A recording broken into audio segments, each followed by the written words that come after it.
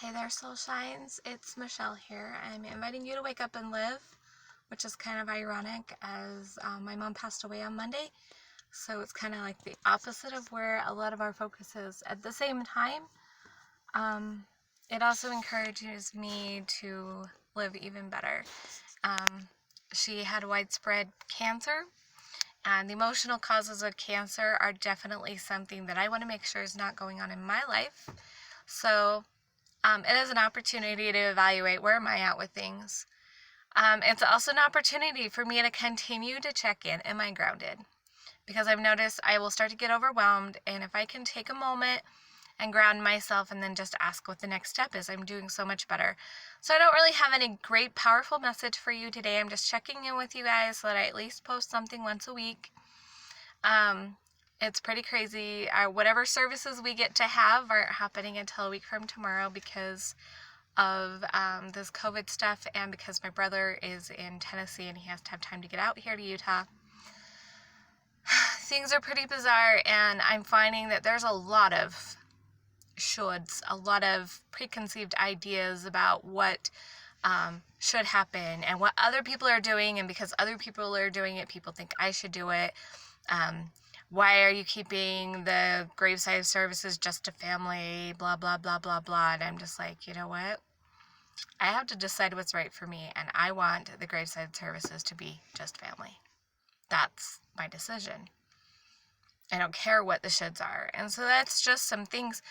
So I guess for this, if you're feeling overwhelmed, make sure you're grounded. If you are finding a lot of shoulds, let go of the shoulds and check in with what really feels right for you. I have to be really careful. I step into people pleasing, and I'm like, I can't be a people pleaser in this. This is what works best. Like, I want it to work best for my aunts and my uncle, but I'm realizing that really what it needs to be is what works best for my brother, me, and my children. And then my aunts and uncles can be an extra thought, the next people to look at if their wants will not infringe on my peace. So crazy. And then like all of the neighborhoods, like, we want to do this, that, and the other for you, and the things that I actually need help with, it's really hard with all the quarantine for anybody to help with that. I do have a cousin that has been helping, and some neighbors that are helping in what ways they can, but it's just pretty crazy. Another great thing about right now is a reminder of how the divine watches out for us. The stimulus check came in just in time. I would not have been able to pay the things that I needed to pay if that stimulus check hadn't arrived. I was amazed by that. I have a great story. I had to go pick my mom's things up from the hospital, and some of them weren't there, and I was like, oh my gosh, where are they? They're like, are you sure she had it here? And I'm like, I talked to her on her phone here. Where's her phone? Turns out that they sent half of her stuff to the mortuary with the body, and other stuff I picked up there. But that made it so that I had to drive down to the mortuary to get her stuff, which means that I actually got to have an in-person meeting to discuss these arrangements, which isn't very typical right now with quarantine, but is really what I needed, because there's just so much to go over. It's really hard to go over on the phone and through email, but I was blessed to have that opportunity. I have had people give me gifts, financial gifts, just in the perfect timing. And it's a reminder of how much the divine is looking out for us, and how amazing life is, even in this time of sadness. But life is meant to be celebrated, and we're going to be celebrating my mom and the life that she lived. And she wasn't always the nicest person, but she sure tried.